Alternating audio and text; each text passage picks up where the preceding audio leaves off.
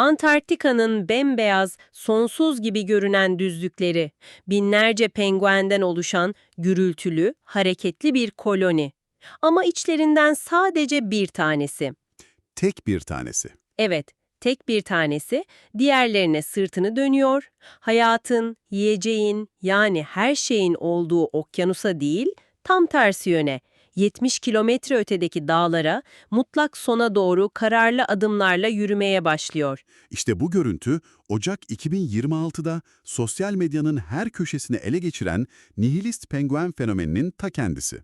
Hani basit bir klip gibi görünüyor ama aslında altında modern insanın ruh haline dair çok şey var. Bugün işte tam da bu konuya dalıyoruz.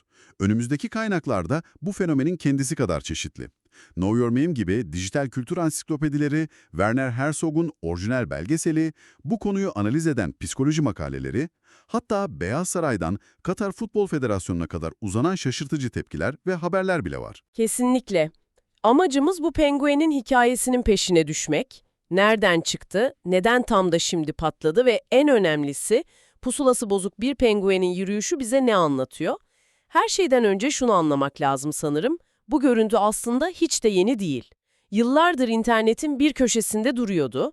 Doğru, her şeyin başlangıcı için 2007 yılına efsanevi Alman yönetmen Werner Herzog'un Encounters at the End of the World yani Dünyanın Sonundaki Karşılaşmalar adlı belgeseline gitmemiz gerekiyor. Herzog'un o kendine has, hipnotize edici sesiyle Antarktika'yı anlattığı o film. Aynen öyle. Filmdeki o unutulmaz sahnede Herzog, oradaki bir deniz ekoloğuna, David Ainley'e çok basit bir soru soruyor. Penguenlerde delilik var mıdır? Evet hatırlıyorum. Tam o sırada kamera kolonisinden ayrılıp kıtanın 5000 kilometrelik iç kısmına yani ölüme doğru yürüyen o Adelie penguenine odaklanıyor. Ve Herzog'un o meşhur dış sesi kulaklarımızda çınlıyor. Ama neden? Kesin ölüme gidiyor.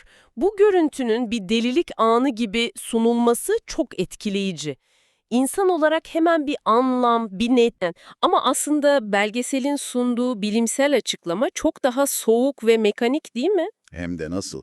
Doktor Enley bunun bir delilik olmadığını, büyük ihtimalle bir yönelim bozukluğu olduğunu söylüyor. Yani beyindeki biyolojik bir arıza, hayvanın iç pusulasını tamamen bozmuş, Yani okyanus nerede, dağlar nerede bunu ayırt edemiyor. hiç edemiyor. Hatta durum o kadar ciddi ki belgeselde Ainley onu yakalayıp okyanusa doğru geri koysak bile anında döner ve yine dağlara doğru yürümeye devam eder diyor. Yani bu aslında trajik bir kaza, biyolojik bir hata. Ama ilginç olan internetin bu açıklamayı neredeyse tamamen görmezden gelmesi.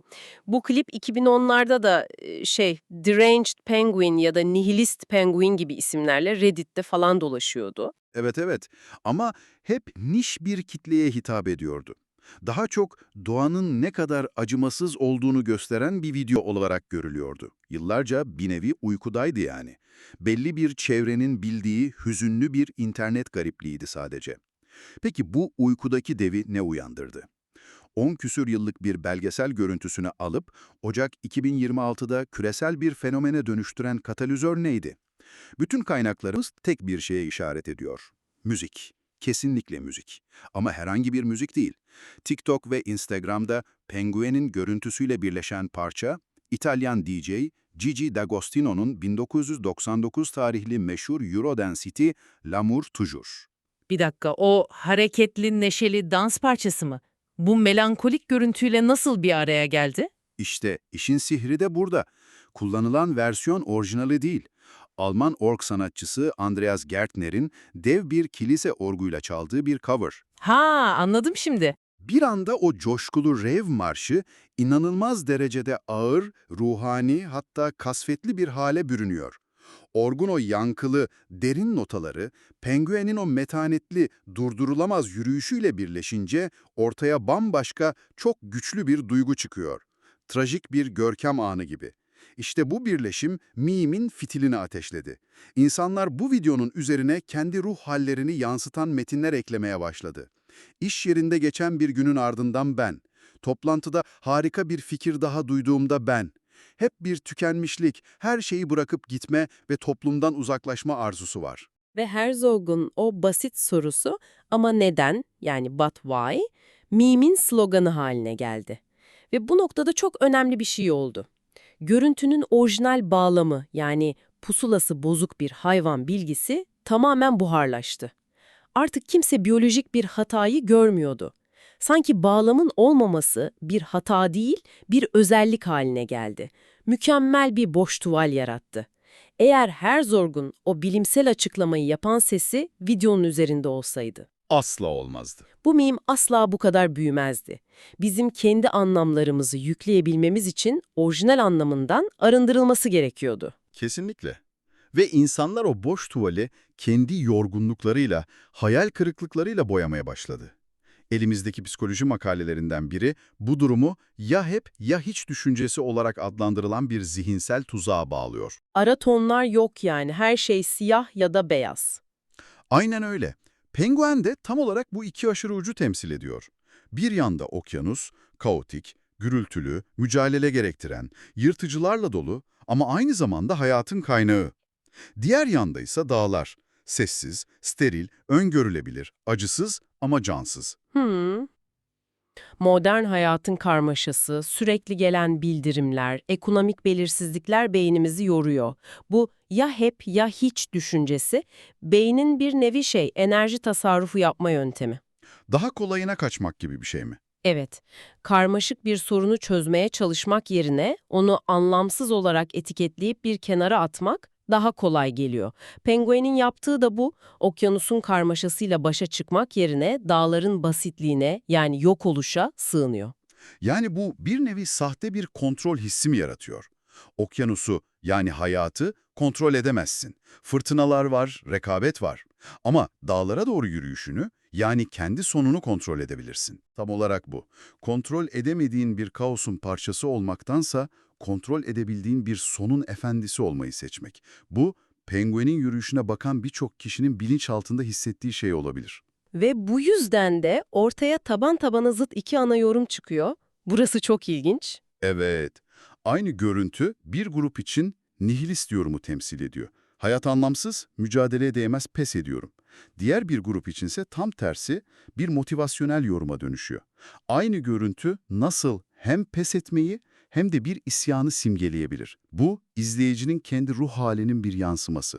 Bir Rorschach kesti gibi. Eğer tükenmiş ve umutsuzsan, penguende bir vazgeçiş görüyorsun. Ama eğer mevcut sistemden, toplumsal beklentilerden bunalmış ama hala içinde bir savaşma isteği varsa, o zaman penguenin yürüyüşünü bir isyan olarak yorumluyorsun.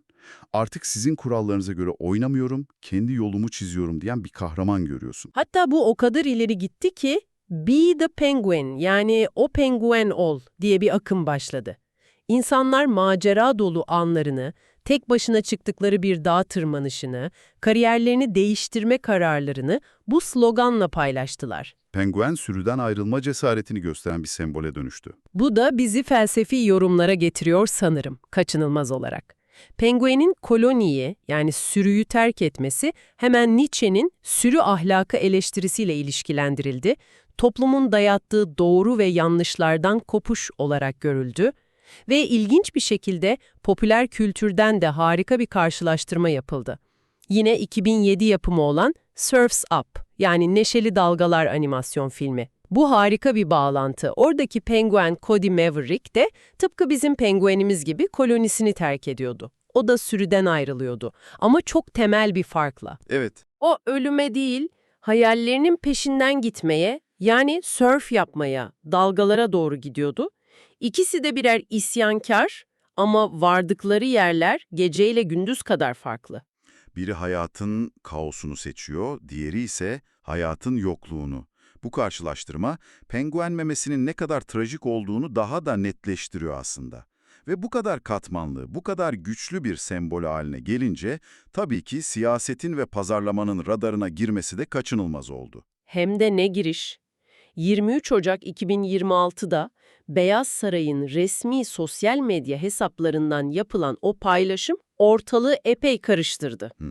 Yapay zeka ile üretilmiş bir görselde dönemin başkanı Donald Trump, Grönland bayrağı önünde bir penguene sarılırken görülüyordu ve üzerinde "pengueni kucakla" yazıyordu. Bu paylaşım, Trump yönetiminin o sıralar gündemde olan Grönland'ı satın alma niyetine bir göndermeydi. İnternet kültürüyle bağ kurmaya çalışan, bakın biz de bu akımın farkındayız demeye çalışan bir hamleydi. Ama sonuç? Tam bir fiyaskoydu. Evet, Çünkü akla gelebilecek en temel doğa bilgilerinden birini atlamışlardı. Değil mi? Penguenler Kuzey Kutbu'nda yani Grönland'da yaşamaz. diyeceğiz. Bu o kadar büyük bir hataydı ki verilmek istenen siyasi mesaj anında buharlaştı ve paylaşım dev bir alay konusu haline geldi. Kurumsal bir yapının internetin dilini ve ruhunu anlamadan onu kullanmaya çalıştığında nasıl geri teptiğinin mükemmel bir örneği. Kesinlikle. Mesajın kendisi yerine yapanın beceriksizliği konuşulur oldu. Hemen ardından İç Güvenlik Bakanlığı da bir versiyon paylaştı. Bu, memetik kültürün artık siyasi iletişimde ne kadar hızlı ve bazen de ne kadar sakarca kullanılabildiğini gösteriyor. Sonun yaptığı paylaşım, meme'in anlamını tamamen tersine çeviriyor. Evet, bu çok zekice bir kurumsal hamle. Lusail Stadyumu önünde Katar bayrağı tutan bir penguen görseliyle takımımız asla yalnız yürümeyecek mesajını paylaştılar. Yani meme'in ana duygusu olan yalnızlığı ve izolasyonu alıp onu tam zıttı olan birliktelik ve takım ruhu mesajına dönüştürmüşler. Aynen öyle. Meme'in o yıkıcı negatif özünü nötralize edip onu güvenli ve pozitif bir mesaja çevirdiler. Red Bull'un yaklaşımı ise daha espriliydi. Penguen'i takip edip ona kanat verdiklerini söylediler. İyice bir yaklaşım, çünkü meme'in anlatısıyla dalga geçerek ve ona kendi markasını dahil ederek bir etkileşim yaratıyor.